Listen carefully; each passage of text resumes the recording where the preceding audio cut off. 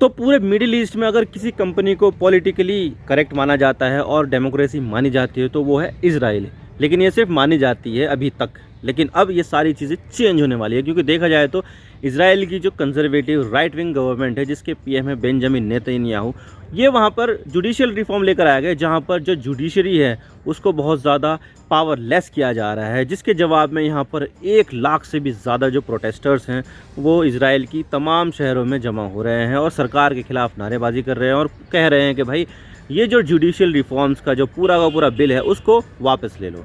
और इस चीज़ को लेकर यहाँ पर जो बेनी गैंट्स है, जो पूर्व में इजराइल के रक्षा मंत्री रह चुके हैं, उन्होंने यहाँ पर ये कहा है कि भाई सिविल वॉर हो सकता है यहाँ पर। और जो इसके अलावा इजराइल के जो राष्ट्रपति है यानी कि इसाक हर्जोग, उन्होंने ये कहा है कि भाई इजराइल कोलैप्स कर जाएगा। तो आज इसके बारे में पूरी डिटेल के साथ बात करते हैं, क्या इजराइल कोलैप्स करेगा या फिर वहाँ पर सिविल वॉर होगी या नहीं, और क्या चल रहा है वहाँ पर, आज इसके बारे में पूरी डिटेल के साथ बात करते हैं। लेकिन उससे पहले अगर आप चैनल पर नए हो तो चैनल को सब्सक्राइब ज़रूर कर लेना, और चैनल को लाइक करो या डिसलाइक करो, या फिर वीडियो को लाइक करो या डिसलाइक करो, लेकिन चैनल सब्सक्राइब ज़रूर कर देना, इससे हमें बहुत ज़्यादा मोटिवेशन मिलती है। तो चलिए वीडियो का आगाज़ करते हैं।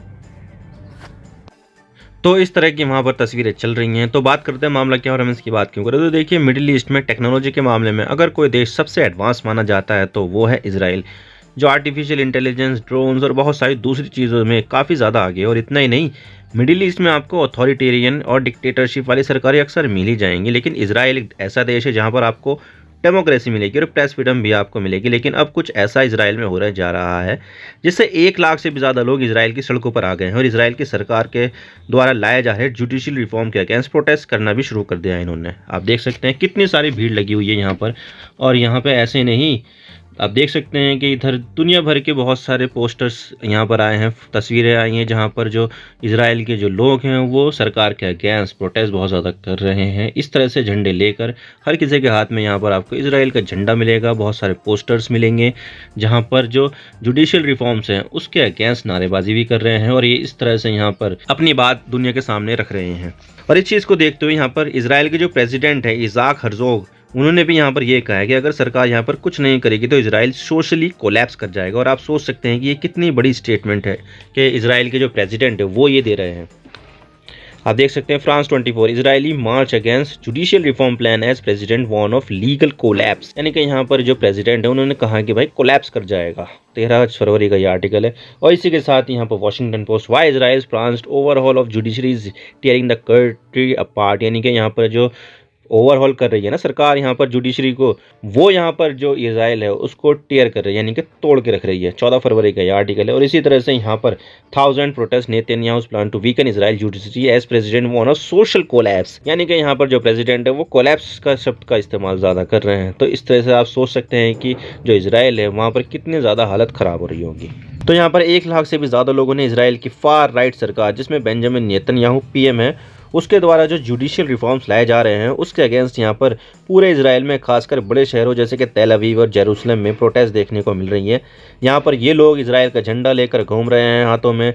मेगाफोन से नारेबाजी कर रहे हैं, घर से बनाए गए बैनर लेकर घूम रहे हैं और डेमोक्रेसी, फ्रीडम और जुडिशियल इंडिपेंडेंस के सपोर्ट में नारेबाजी कर रहे हैं और सरकार से ये कह रहे हैं कि जो सरकार जुडिशियल रिफॉर्म ला रही है उसको वापस लो।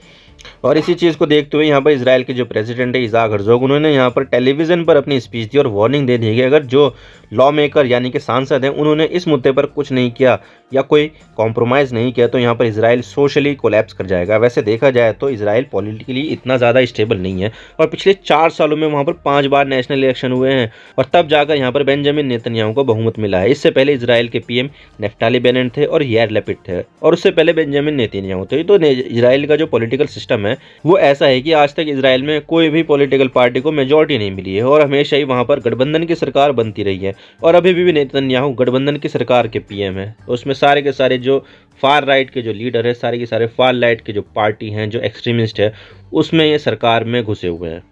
लेकिन अब सरकार के द्वारा लाए जा रहे जुडिशियल रिफॉर्म के खिलाफ इतने ज़्यादा प्रोटेस्ट हो रहे हैं कि इजराइल के राष्ट्रपति भी यहाँ पर इजराइल की कोलैप्स को लेकर वार्निंग दे रहे हैं। लेकिन सवाल यह आता है कि यहाँ पर ये किस चीज़ को लेकर प्रोटेस्ट हो रहे हैं।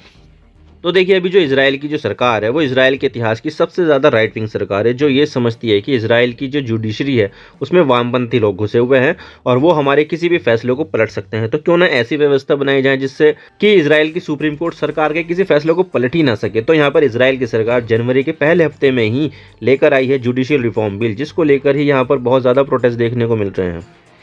इजराइल की पार्लियामेंट को नेसेट कहते हैं और ये बिल एक ऐसा रिफॉर्म है कि सरकार के किसी डिसीजन को अगर सुप्रीम कोर्ट ने पलट दिया तो यहाँ पर सिंपल मेजॉरिटी से ही सुप्रीम कोर्ट के डिसीजन को ही पलटा जा सकता है नेसेट में। अब इजराइल की नेसेट में 120 मेंबर होते हैं और यहाँ पर सुप्रीम कोर्ट के डिसीजन को पलटने के लिए 120 में सिर्फ 61 लोगों की सिंपल मेजॉरिटी से ही सुप्रीम कोर्ट के फैसले को पलटा जा सकता है। तो आप सोच सकते हैं कि जो सरकार है, जिसकी सरकार है, उसके पास तो बहुमत वैसे ही होगा, तो यहाँ पर जो सरकार होगी वो तो आराम से सुप्रीम कोर्ट के फैसले को पलट सकती है। अब अगर हम भारत की बात करें तो भारत में अगर सुप्रीम कोर्ट को लगता है कि सरकार कुछ गलत कर रही है तो यहाँ पर ना सिर्फ सुप्रीम कोर्ट बल्कि हाई कोर्ट भी सरकार के फैसलों को पलट सकती है।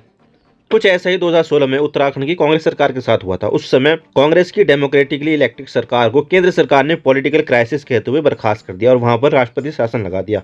लेकिन उत्तराखंड हाई कोर्ट जो नैनीताल में है, जब इस मामले को देखा गया तो तब केंद्र सरकार की बहुत ज़्यादा किरकिरी और यहाँ पर हाई कोर्ट ने राष्ट्रपति शासन खत्म करते हुए वापस से कांग्रेस की सरकार बहाल कर दी। तो यहाँ पर एक अकाउंटेबिलिटी का फैक्टर है ताकि किसी भी सरकार के पास असीमित पावर ना आ जाए जिससे वो अपने पावर का गलत इस्तेमाल कर सके।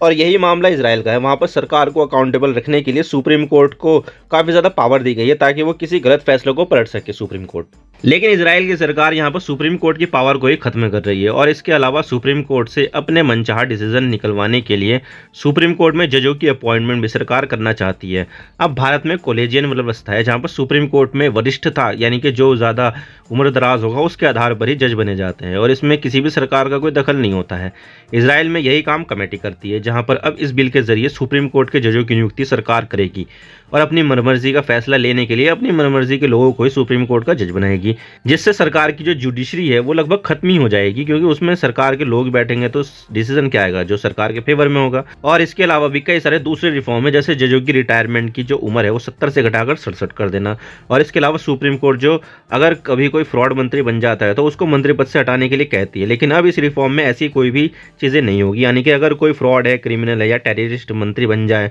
तो सरकार उसे नहीं हटा सकती है। लेकिन इन जुडिशियल रिफॉर्म से सरकार के पास एब्सोल्यूट पावर आ जाएगी। लेकिन सवाल यह आता है कि जो लाखों प्रोटेस्टर सड़क पर नेतन्याहू की सरकार के द्वारा लाए जा रहे जुडिशियल रिफॉर्म के अगेंस्ट है, वो क्या कह रहे हैं और क्या चाहते हैं। तो देखिए, ये जो जुडिशियल रिफॉर्म किए जा रहे हैं उसके दो साइड है। एक तो वो लोग हैं जो इसके खिलाफ है और वो अभी प्रोटेस्ट कर रहे हैं, तो दूसरी तरफ वो लोग हैं जो इन रिफॉर्म्स के सपोर्ट में हैं और जो लोग इन जुडिशियल रिफॉर्म के अगेंस्ट है वो कह रहे हैं कि जो भी रिफॉर्म आ रहे हैं उससे जो सरकार है उसके पास बहुत सारी पावर आ जाएगी और जो चीज़ सरकार चाहेगी वो चीज़ सरकार कर सकेगी। और इन सब जुडिशियल रिफॉर्म से इजराइल की सरकार के कामों को चेक करना और उन्हें बैलेंस करना ये सब खत्म हो जाएगा और जो एग्जीक्यूटिव ब्रांच यानी कि पार्लियामेंट है, यानी कि नेसेट है, उसमें वहाँ पर नेसेट बोलते हैं, उसके पास अनलिमिटेड पावर आ जाएगी। और इसके अलावा ये सरकार इजराइल के जो एग्जिस्टिंग लॉ है जिसमें अल्पसंख्यकों को अधिकार दिए गए हैं, महिलाओं को जो अधिकार दिए गए हैं, इन सब कानून को ही खत्म कर देगी और इन सब को करेक्ट करने वाला जो जुडिशरी का सिस्टम है उसको तो वैसे ही कमजोर किया जा रहा है। तो इन सब कानून को खत्म करने से सरकार के काम में कोई रोड़ा भी नहीं अटका सक पाएगा और सरकार जो चाहेगी वो कर सकती है। वैसे भी इस बार की जो इजराइल की सरकार है वो अब तक की सबसे ज़्यादा राइट विंग सरकार है और इसके बारे में ये बताया जा रहा है कि भाई ये सरकार इस तरह के रेडिकल बदलाव लेकर आएगी ज़रूर।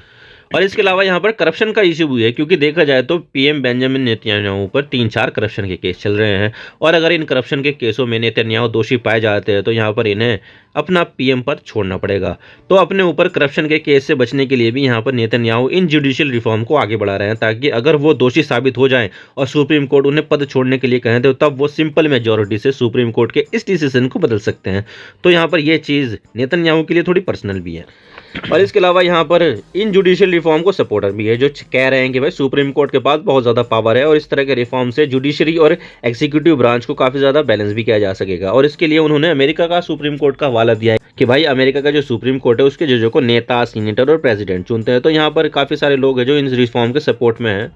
और इसके अलावा इजराइल के राष्ट्रपति अकेले नेता नहीं है जिन्होंने बोला है कि इजराइल कोलैप्स कर जाएगा, बल्कि यहाँ पर कई दूसरे नेता भी हैं जो वार्निंग दे रहे हैं। और इसी में ही आते हैं नेतन्याहू से पहले के पीएम यानी कि यार लैपिड। उन्होंने यहाँ पर प्रेस कॉन्फ्रेंस करके कहा है कि अगर ये रिफॉर्म्स पास हो जाते हैं तो इजराइल गोली की स्पीड से खत्म हो जाएगा और इसके पास होने पर इजराइल की जो डेमोक्रेसी है वो खत्म ही हो जाएगी।